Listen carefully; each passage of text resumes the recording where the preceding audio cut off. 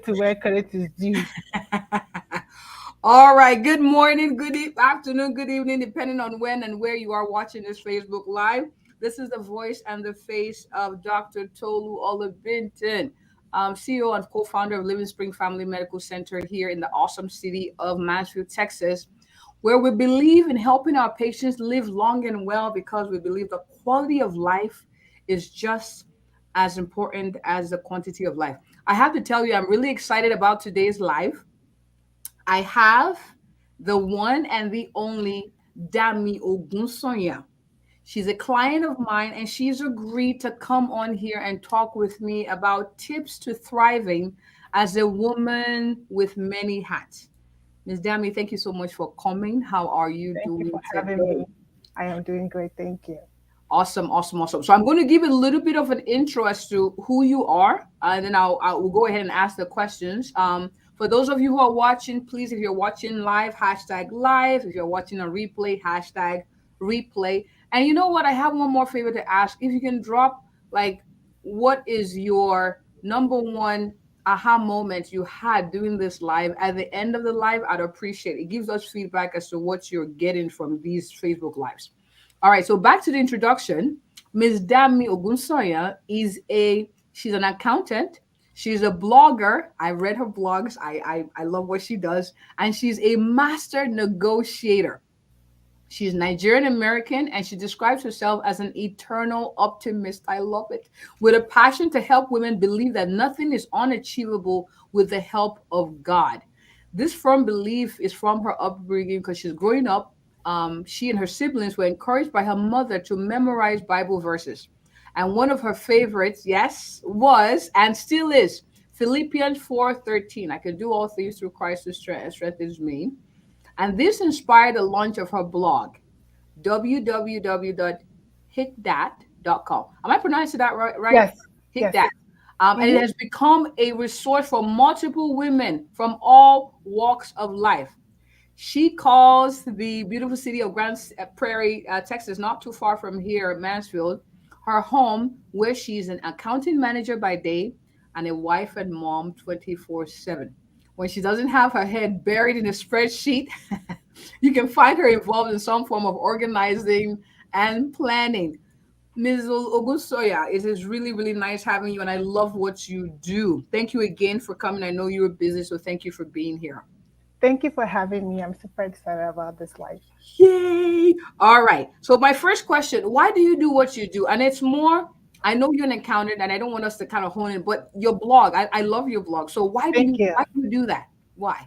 I'm very passionate about helping women. I am a woman, and women hold such a special place in my heart. And we women are very guilty of doing things for everybody and leaving ourselves behind. So I want to serve as a reminder for women that you can fill your cup first. That way you can fill the cup of others. That is why I do what I do. So you have to fill yourself up. You can't pour from an empty cup. So you No. fill yourself up so you can pour into others. I love it. And I got to say this. I kind of wanted to share what got us here, Okay. right? I remember you had come to see me and we had a conversation, and there were so many things that you had done, and then you shared some of the things you were doing, and I was like, oh my goodness, I really want you to come here and show people what's possible. Like you can be busy and you can make yourself a priority, at least put yourself on the list when it comes to your Mhm. health, when it comes to what you eat, even as a Nigerian woman. Yes. There's no offense, Nigerian women, we just extra. Yes.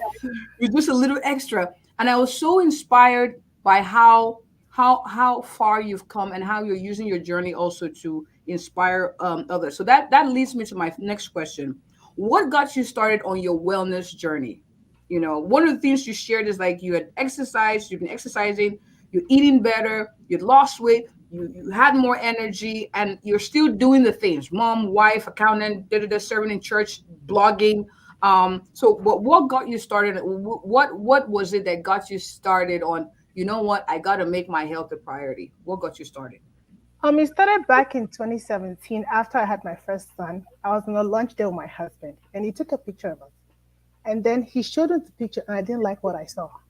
Mm, I didn't like it. So immediately I got back to my office, I went to go look for gyms close to our house. And I found one, and I'm still going to that fitness studio till today. At first, it was for weight loss, but over Mm, time, it became more than that. It became me trying to be the better version of myself, to be healthy, to be strong for my kids. I have two boys. I have to keep up with these boys. So the older one weighs 60 pounds, the little one 30. So if I carry two of them, that's 90 pounds, and they want to jump on mommy. So things like this just fuels me and makes me want to do better for myself and my health. Because the best thing I can do for them is to be healthy and strong.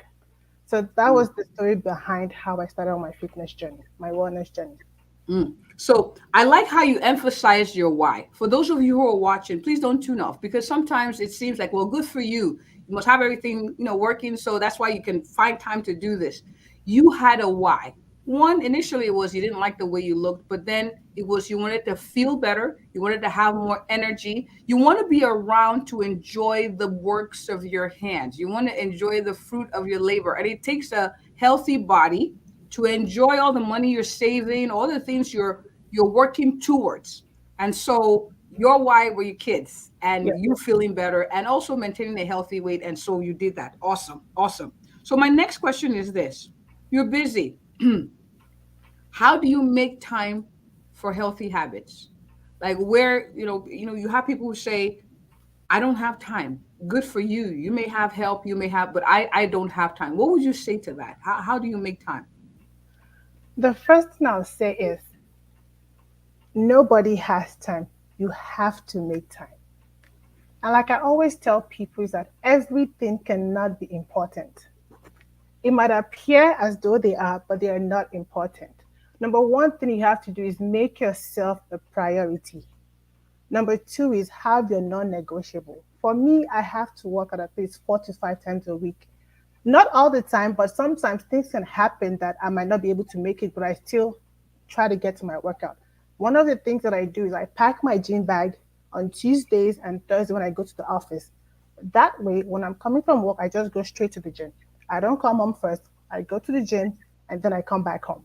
So number one thing you have to do is make yourself a priority, your non-negotiables, and also try and build a community around you. If you can afford it, pay for help. If you cannot, look for mom groups, family members, where you can interchange services like help with one another. That way, no matter how busy you are, even if you're working in an office, you have an hour lunch break. Go for a walk around your office building. And you don't have to be in a physical gym to start working out or to have a healthy lifestyle. If you need to start a little bit and then work your way up from there. Even if it's as simple as eating healthy, start incorporating fruits and veggies into your diet little ways, and then you can work from there. You said a lot, and I want to kind of piecemeal what you said. Number one, the mindset. This was so liberating for me as well. I cannot have time for everything. So I want that to resonate with you. And I'm not saying here abscond your responsibilities. There will always be something to do. You cannot have time for everything. We've got to prioritize. And that means what are things that are non negotiable? What are things that, of course, you got to take care of the house, you got to take care of a family, and even taking care of the house, that can be negotiable. Yes, it Get depends something to on do it or time. take your glasses off so you don't see the stuff. Or, once a week, you can help, so you got to know your non negotiables and then asking for help. Sometimes we feel like if we're not the ones suffering and we're not the ones doing everything, we're not a good mom, we're not a good wife. Um, you're going to say something. Go ahead. Yeah, let me piggyback off that. I think we as women, let me speak for my generation, like what we've seen from people that are ahead of us is that you have to slave to earn that title. Hmm. But the truth is, you don't have to. And your self worth is not what you do or how you're there for the people in your life. You have to take care of yourself. If you're not here, you can't give your best to them. Sometimes if the person in the sink, let it be in the sink. It's okay. Nobody's going to die. Sometimes if you pick up, the toys around the house, you can't keep picking up all day. I mean, all throughout the day. Sometimes leave it there, and then you have your day. You clean it and then you go. For me, I like to arrange my fridge. So I do that every Sunday. But whatever happens after that Mm, is mm, out of my hands. So that's how I do things like that. That way I'm not slaving trying to keep the house clean 24/7. mm, mm. And one of the things that's coming to mind is sometimes there's the oh, how will I look if my house is a certain way? And I'll be honest with you, I've struggled with that before. Before, long time ago, I couldn't sleep if there were dishes in my sink. But now I can stay 2 days because the kids are fed and I exercised and hubby's happy. Like we good. It's okay. So you guys who are listening, ladies who are listening, please hear us out. We're not saying leave the house in shambles. We're saying something has to give. Things that are more important, let's put them more important so we don't burn out and so that we don't get overwhelmed and then we snap at the people we love. We stop, we cranky and all that good stuff. Now, my next question is for you. Growing up as a Nigerian, our food is an expression of who we are. It's delicious. It's full of life. It's my goodness. It's heaven on On earth. the plate. But how do you maintain a healthy eating lifestyle as a Nigerian? And I'm asking this question because a lot of our foods are not the best. They're delicious. I will not argue that, but not so. How talk to me. Talk to our viewers. So in the past, when I started my healthy journey, I stayed away from Nigerian food for the most part and just eat it occasionally. But one of the best decisions I made for myself last year was to work with a nutrition coach.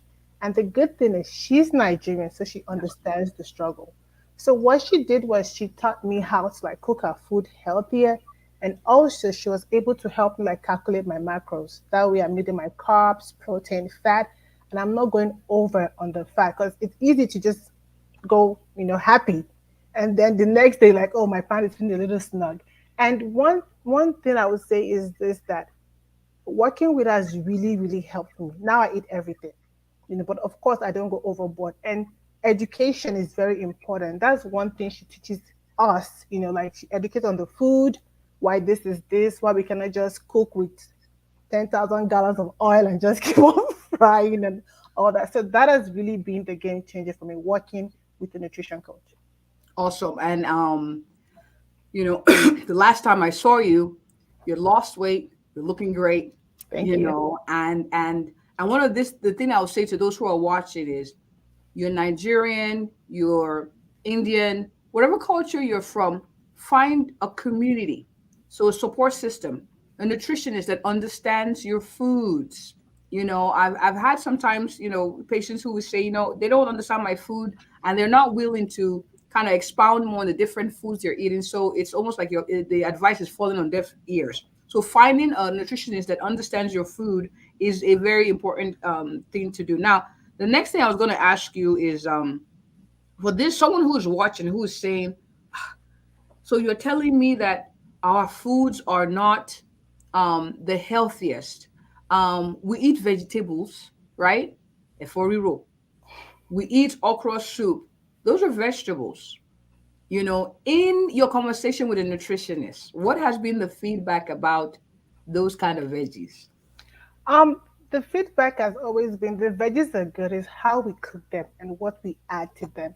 Because you can cook your okra soup without using a ton of oil and it will still taste really good. Because we've been taught that you have to like douse the furrow with so much oil that you see it floating to one side. Even if you cook, mindfulness is very important. And also be picky about what you want to eat. If you really want something, you don't just eat just because that's where we fall the trap. Oh, you're at a party, or they have this food, then you load your plate up. If you're being honest with yourself, you're not going to finish it. Hmm. And then you tend to, waste the food and that. But one thing that she has really taught us is like being mindful about how we cook and what we put in our bodies as Nigerians as well. Awesome, awesome. And I definitely recommend fresh. I've had, to tell patients sometimes when you're cooking the vegetable and you add it to the egusi, turn it off, let the steam cook so it's not overcooked. And sometimes we don't have to squeeze all the greens, add the greenness out of the F4. It's the nutrients, Uh-huh. and eating fresh fruits and vegetables outside of the soups. Also very, very important. All right. This is good. This is good. Thank you. Next question. What is the role of a support system in maintaining a healthy lifestyle? You addressed that earlier, but how important is it to have a support system? And maybe you can elaborate on how you've built one for yourself. Because someone may be watching, like, good for you. Um, I don't have a lot. Like, how do you go about your, like, why is a support system important? Number one, number two, how do you go about building one? I would say you can never overemphasize the need of a support system. They say it takes a village to raise a child, but it also takes a village to support a mother. That is the partner that's kind of like on the back burner. But number one is very important. And how do you go about creating a support system? You need to look for like-minded people. If you have family living around you, that's one. And also communicate.